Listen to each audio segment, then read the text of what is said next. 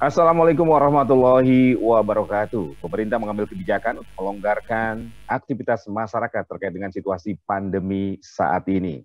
Melalui Menko Marves dan Investasi Luhut Binsar Panjaitan, pemerintah memutuskan untuk tidak lagi menerapkan syarat perjalanan berupa tes PCR dan antigen untuk para pelaku perjalanan domestik, baik darat, laut, dan udara. Kemudian kebijakan di moda transportasi umum, PT KAI juga sudah tidak lagi melakukan pembatasan jarak antar penumpang di moda transportasi komuter lain. Apakah kebijakan tersebut merupakan sinyal bahwa pemerintah benar-benar sudah bisa mengendalikan pandemi dan ini kita dalam situasi transisi menjadi menuju ke proses endemi? Kita akan bahas dalam polemik Trijaya dengan tema bersiap hidup di era endemi. Selamat pagi pendengar Trijaya, Alhamdulillah kita bersua kembali di program Polemik untuk edisi hari ini, Sabtu 12 Maret 2022. Margi Sarip kembali hadir menjadi host Anda dan kita akan berbincang bersama narasumber kami hingga jelang pukul 12 siang hari nanti. Kami masih menantikan partisipasi Anda yang ingin berpartisipasi, sampaikan kalau ada pertanyaan, tanggapan, komentar, atau mungkin ada situasi yang ingin Anda sampaikan terkait dengan pandemi di sekitar wilayah Anda. Kami tunggu di 0812 111 1046 atau Anda bisa mention Twitter dan Instagram kami @mnc3jayafm. Alhamdulillah pagi hari ini kita sudah bersama dengan narasumber. Yang pertama saya sapa Dr. Alexander Ginting dari Satgas COVID-19. Assalamualaikum, selamat pagi Pak Alex. Selamat pagi, salam sehat. Salam sehat, terima kasih Pak Alex Ginting sudah meluangkan waktu untuk Trijaya FM. Kemudian sudah hadir juga bersama kita Wali Kota Depok, Jawa Barat, saya sapa Bapak Muhammad Idris. Assalamualaikum, selamat pagi Pak Wali. Waalaikumsalam, selamat pagi semuanya. Pak Alex, sehat selalu. Ya, ini Wali Kota saya nih. Siap. Saya tinggalnya di Beji Timur, Pak. Di Beji Timur. Siap. Berarti aman dong. Kalau ada Dokter Alex di Depok aman dong ya? Aman lah. Aman ya. Iya. Pak Wali ngomong-ngomong itu batik keren banget itu. Keren banget tuh batik. Ini namanya batik Gongsi Bolong. Batik Gongsi Bolong. Depok. Oke. Depok punya. Oh, ini memang ciri khas motif Dia Depok baru dapat pengakuan ini. Iya, kita punya 24 jenis batik Depok yang sudah dihakikan. Dan ini salah satunya sudah dapat pengakuan warisan budaya tak benda secara nasional. Gongsi Bolong ya? Yeah. Oke. Menarik ya. Itu artinya apa? Atau maknanya apa Gongsi Bolong itu Pak Wali? Dia dulu budayanya itu di Tanah Baru nih ada apa namanya gamang kromong gitu, seni budaya. Dia ciri khasnya ada gongnya itu bolong gitu. Oh, Gongsi Bolong. Ada bolongnya. Nah, pencipta dan ininya sudah meninggal kemarin sekitar 4 bulan yang lalu. Oke, asli Depok atau memang irisan dengan Betawi Pak Wali? Asli Tanah Baru emang. Ya jelas kan kalau Tanah Baru irisannya Betawi. Ininya. Lagu-lagu gamang kromong kan memang Betawi. Iya. Karena kan banyak Belanda juga di Depok ya Pak Wali ya. Oke. Terima kasih Pak Wali sudah meluangkan waktu dan sedikit pencerahan nih mengenai batik motif Depok ini. Dan kita juga sudah bersama perwakilan pengusaha, beliau saat ini menjabat Wakil Ketua Umum Kadin Indonesia. Saya sapa Sarman Simanjorang. Assalamualaikum, selamat pagi Bang Sarman. Waalaikumsalam, salam sehat dan semangat Mas Margi. Selamat pagi Pak Wali, Bang Alex Ginting. Selamat pagi Bang Sarman. Ini kalau Bang Sarman udah senyum gini kayaknya usaha udah enak lagi nih Bang Sarman ya. Ada secerca harapan kalau ada secerca harapan. Iya. Tapi ngomong-ngomong emang benar pengusaha minta pemilu ditunda, Bang Sarman? Itu lebih pas yang jawab Wali Kota Depok itu. Enggak, Caimin alasannya katanya kalangan pengusaha minta pemilu ditunda karena ada momentum ekonomi yang harus dijaga kan. Iya, kalau pengusaha pasti akan berbeda. Jadi kalau pengusaha itu kalau ditanya lebih urgent pemilu atau pemilihan ekonomi, ya kalau kami pengusaha ya urgennya pemilihan ekonomi dong. Tapi kalau orang politik ditanya, pasti ditanya, wah pemilu tepat waktu gitu. Jadi, Iya. Iya, karena pemilu katanya menstimulasi ekonomi. Iya. Iya. Baik. Sekarang saya ke Pak Wali, Pak Muhammad Idris, Wali Kota Depok. Pak Wali. Ya.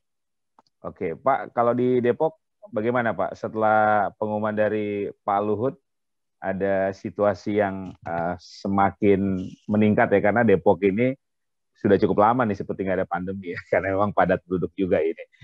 Silakan Pak Wali. Terima kasih. Saya sapa dulu nih. Ada apa yang saya hormati, yang saya banggakan. Saya manggilnya abang aja ya, biar selalu muda nih, Bang Alex, ya, Bang Sarman, dan juga Ibu Dokter Nadia, Dokter Nadia dari Kemenkes. Kang Dedi ini adik saya karena usia saya lebih tua.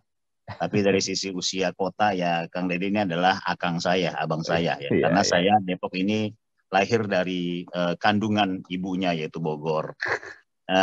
Juga Pak Pandu sebagai bedol DUI dan juga biar tetap muda saya panggil Cik aja ya, Cik Devi ini. Terima kasih dan teman-teman semua dari Trijaya FM yang saya hormati, yang saya banggakan.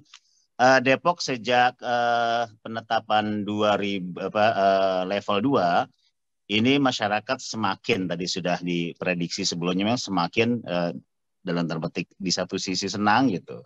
Tapi di sisi lain ada yang sesuatu yang negatifnya, yaitu semakin longgar. Nah, kami teringat waktu alun-alun Taman Alun-alun Kota Depok dibuka ketika level 3 kemarin. Pada hari Minggu itu pengunjungnya sampai sempat capaian kami ada konternya gitu ya, di taman itu kami konter itu sampai 25.000 pengunjungnya. Akhirnya kita tutup dan kita bubarkan masyarakat pada saat itu. Dan setelah itu saya ngambil kebijakan hari Minggu tutup. Wah, itu adalah di Instagram ya, di Facebook, bahkan di WA saya sendiri ya, dalam tanda petik tadi mengecam lah. Kenapa ini kan taman terbuka apa segala macam. Tapi ya begitulah masyarakat, dan apapun kebijakannya pasti ada resiko.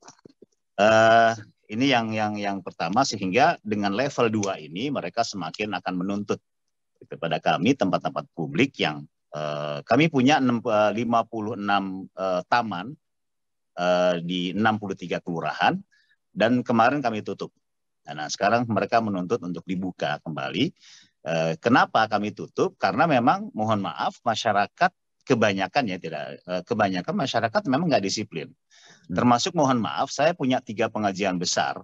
Saya masih ngajar ngaji Mas. Ya, siap Pak Ustadz. Majlis taklim ya gitu. Gitu. Ada 3 pengajian besar, sampai sekarang saya belum berani buka. Bukan permasalahan tadi persentase kapasitas tempat, bukan, tapi memang belum bisa disiplin masyarakat, susah pakai masker. Jadi saya pernah ngisi satu pengajian, diundang karena memang teman saya yang undang, teman dekat saya datang, yang pakai masker cuma saya doang gitu. Jadi saya malu hati kan, saya buka atau gimana, kata ajudan saya, gimana Bang, saya bilang, saya konsultasi juga ke ajudan saya, jangan Pak gitu, tetap aja bermasker ya, sampai kondisinya seperti itu. Nah, sehingga muncullah ide kami untuk tagline kami, buat tagline ini, tagline motivasi bahasa saya itu dengan istilah kode hatiku. Kita memasyarakatkan kode hati ini, artinya Kota Depok sehat, Indonesia kuat. Itu kode hatiku. Nah, ini yang kita inikan ke masyarakat, bahwa bagaimanapun kondisi Kota Depok ini punya kekhasan yang sangat luar biasa dari sisi demografi, yaitu banyak penduduknya ya, dalam hitungan BPS itu sampai 2,2 juta. Yang terakhir, atau 2.050.000, dan padat penduduk. Kepadatan penduduknya itu yang paling padat adalah Pancoran Mas, Cimanggis, Sukmajaya. Itu rata-rata 12.000 per kilometer. Ya artinya per meter tuh ada 12 orang gitu, di wilayah ini. Nah, sehingga benar ketika isu Omikron bergulir, itu kasus terbesarnya di 3 kecamatan ini. Ya, 3 kecamatan ini, di samping memang warga di sini rata-rata bekerjanya di luar Depok. ya aktivitasnya di luar Depok. Di antaranya Bang Alex nih, dia orang Depok tapi kemana-mana kalau Bang Alex. Iya. Nah ini menjadi sesuatu hal yang menjadi catatan kami. Dan masyarakat tadi kelonggaran masyarakat sampai semacam berdalih kepada aparat kami bahwa di kami udah kosong kok di kelurahan kami sudah sedikit nggak ini gitu. Nggak ada kasus. Saya sangat teringat sekali dengan pesan Pak Menteri Dalam Negeri waktu itu, Pak Tito, dia bilang kalau masalah virus menular, ya penyakit menular ini satu kasus pun kita harus hati-hati.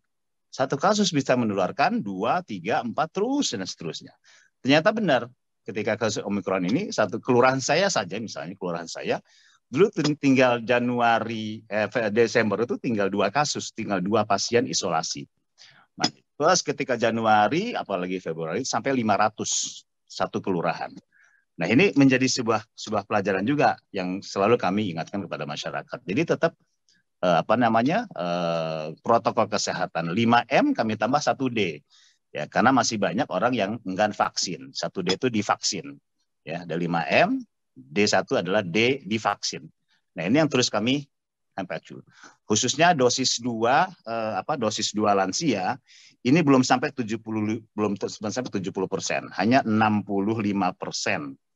Ya, yang dosis 1-nya lansia sudah 78,36%. Ya, dosis 3-nya masih rendah memang 7,18%. Maka itu terus kami lakukan untuk vaksinasi ini secara efektif. Ya, karena skenario kami menghadapi tadi peralihan dari pandemi ke endemi, ya kami harapkan skenario terbaiknya adalah vaksinasi yang efektif. Ya, skenario terbaiknya. Skenario dasarnya tentunya mengelola COVID menjadi penyakit musiman. Ya, seperti kata di Kemenkes, ya, jadi flu biasa, tapi kita berdisiplin. Makanya kami mengeluarkan peraturan daerah tentang protokol kesehatan. Sekarang sedang dievaluasi oleh gubernur, ya Perda ini. Nanti ketika ada kondisi-kondisi darurat, kami sudah punya peraturan daerah. Yang sebelumnya kami buat tahun 2017 itu ada sistem kesehatan daerah, itu sudah kami buat perdanya. Yang perda kedua ini sudah disahkan dengan bersama DPRD, sedang dievaluasi oleh gubernur. Sehingga nanti dalam hal-hal tindakan-tindakan termasuk juga sanksi pada masyarakat bisa diterapkan dengan adanya peraturan daerah. Ini sudah kami siapkan. Skenario terburuknya adalah mitigasi ancaman varian baru. Mudah-mudahan nggak terjadi ini. Ya, ini sedikit lagi Ramadan, pasti mereka sudah rindu dengan Ramadan, Idul Fitri, rindu dengan pulang kampung. Nah, apalagi ada kebijakan tentang masalah tidak lagi, mereka bilang, orang dapat bilang, alhamdulillah kalau naik kereta, naik pesawat nggak dicolok-colok lagi hidung kita, katanya gitu. Nah, ini menjadi sesuatu bagi kami. Saya sendiri selalu ketika istri saya keluar kota segala macam, saya bilang jangan masuk rumah dulu sebelum di swab. Ya, di swab dulu istri saya tuh di rumah sakit atau di laboratorium. Nah, sehingga tidak terjadi hal-hal yang tidak kita inginkan. Walaupun memang secara umum semuanya terjadi penurunan kasusnya, tapi masih tinggi memang. Perharinya itu di Depok masih 300-an. 300 yang sebelumnya sampai 2.000 ya. Itu yang ketahuan ya Pak Wali ya? Hah? Itu yang ketahuan ya 300. Yang ketahuan di swab. Sebab sekarang ini yang flu segala macam sudah lihat gejala demam, dia berinisiatif udahlah nggak usah dicolok hidungnya gitu. Akhirnya saya diam aja di rumah isolasi sendiri. Yang penting minum obat, konsultasi dokter via telepon, dia pesan obat dari apotek, datang ya sembuh 3 hari, 5 hari dia sembuh, dia keluar. Ya, padahal kan nggak tahu juga dia positif tadi, nggak, kalau 3 hari 4 hari kan tidak sesuai dengan protokol kesehatan yang sudah ditentukan oleh Kemenkes. Nah, ini yang jadi masalah. Ya, jadi kebanyakan lah, tidak semuanya ya. Kalau kaum terpelajar itu sudah disiplin rata-rata 14 hari ketika ada gejala walaupun tidak swab, mereka isolasi sendiri lalu mereka keluar. Misalnya seperti itu, sudah ada kesadaran. Ya, sehingga kata kunci daripada suksesnya pengalihan atau peralihan dari pandemi ke endemi ini adalah disiplin masyarakat. Ya, disiplin masyarakat. Ya. Seperti itu. Baik. Atau jangan-jangan banyak masyarakat Depok yang menganggap pandemi udah selesai nih Pak Wali. Kalau wilayah-wilayah, mohon maaf, wilayah-wilayah yang di pinggir ya, bukan di tengah kota Depok tuh maksudnya Pancoran Mas, Beji itu masih ini banyak. Tapi yang bisa kita bilang di desa-desa gitu, di kelurahan-kelurahan yang bernuansa desa, itu ya dari dulunya memang begitu. Ya, yang namanya masker segala macam itu wah luar biasa. Apalagi orang ngaji disuruh masker, apalagi sholat disuruh berjarak, wah itu berantem dulu. Gitu. Iya, berantem dulu. Kalau kita nggak turun tangan itu ya, sama TNI Polri tentunya ya masyarakat kurang kesadaran itu. Oke, kemarin MUI sudah mengeluarkan bayan ya mengenai sab sholat ini ya, Pak Wali. Oh iya, mohon maaf satu lagi, mohon maaf. Saya ini pelajarin ya juga Bang untuk Kang Dedi nih ya. Jadi saya terus terang sekarang diundang Maulid, diundang Isra Mi'raj, belum mau datang. Gitu. Bukan masalahnya nggak suka masyarakat, enggak. Permasalahannya masyarakat dibilang Pak protokol kesehatan nggak bisa, saya bilang.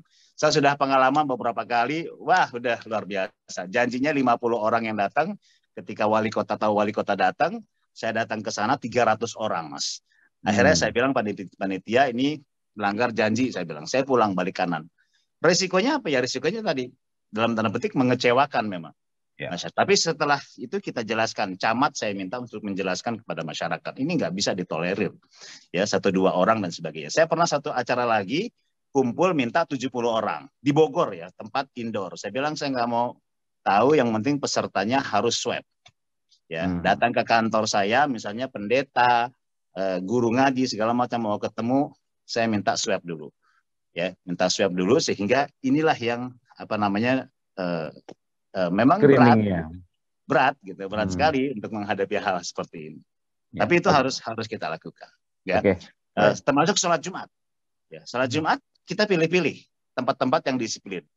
Pernah suatu saat saya jalan ke daerah Tapos itu kami nggak dapatkan tempat yang memang benar-benar memenuhi protokol kesehatan. Satu masjid ada di kompleknya Pak Wapres, itu satu-satunya masjid yang saya dapatkan yang relatif bisa disiplin. Akhirnya, tapi saya nggak bisa kalau ngejar ke tempat itu nggak bisa. Akhirnya apa? Saya putuskan saya menggunakan fatwa MUI. Ya, dalam kondisi seperti ini saya mengambil daripada risiko yang berat, saya sholat zuhur, tidak sholat Jumat.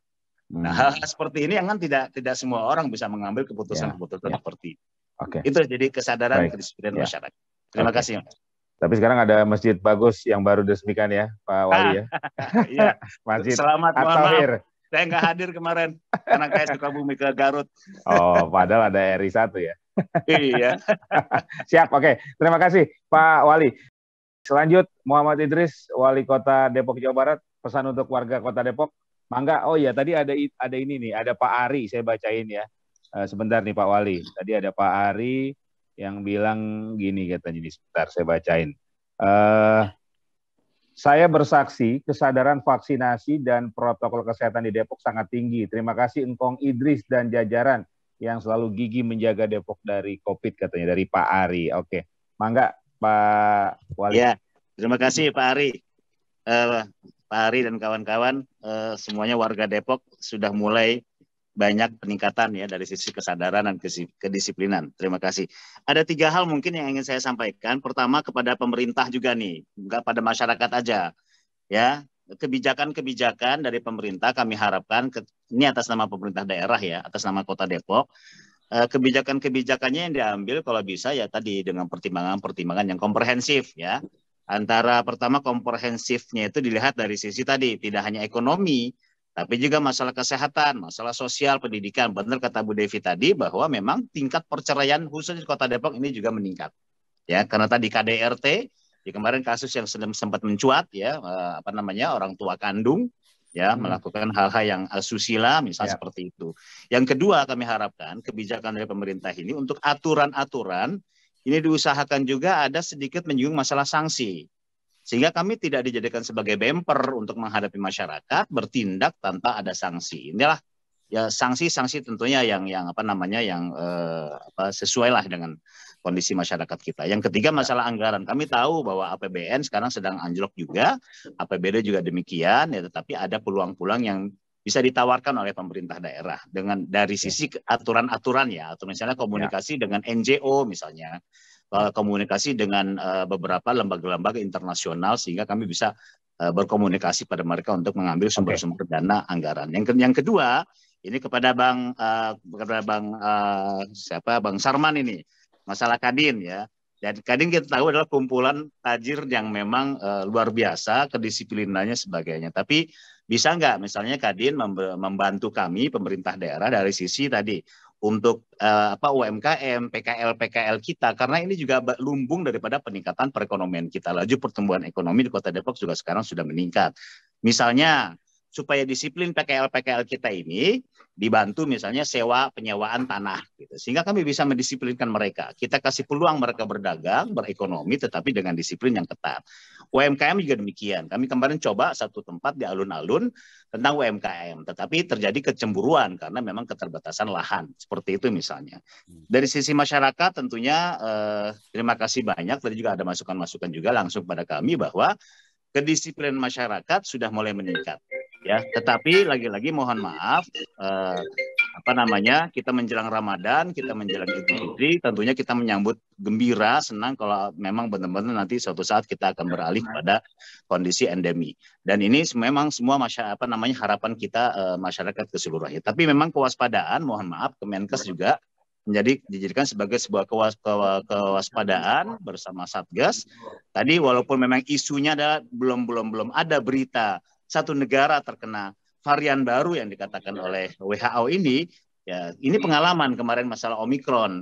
Ya awal-awal bilangnya begitu kan, WHO bilang begini, lalu kita katakan tidak ada, belum ada yang terjangkit. Nah, ketika terjangkit di suatu negara, terjadilah pelonggaran ke luar negeri diantaranya. Nah ini kan harus dilakukan pengetatan terhadap mereka-mereka yang ke luar negeri. Itu barangkali yang dapat kami sampaikan. Terima kasih Pak Wali. Sama-sama. Bisa saya 1 menit Mas Margi? Oke, silakan. 1 menit saja. Ini satu lagi nih penting bahwa kita tahan, ini untuk umum ya, untuk umum pesan saya ini, tolong ditahan syahwat politik nih, ya. Jadi isu-isu yang memang juga mempengaruhi juga masalah psikologi masyarakat ya. Isu 3 periode, isu gonggongan anjing dan sebagainya, ini tahun syahwat politik, statement pejabat publik sebagai teladan supaya ditahan dulu. Itu barangkali pesan saya. Terima kasih. Siap. Terima kasih Pak Wali, Pak Pandu, Dr. Nadia, Bang Sarman, terima kasih. Baik. Dan terima kasih juga terima kasih semua.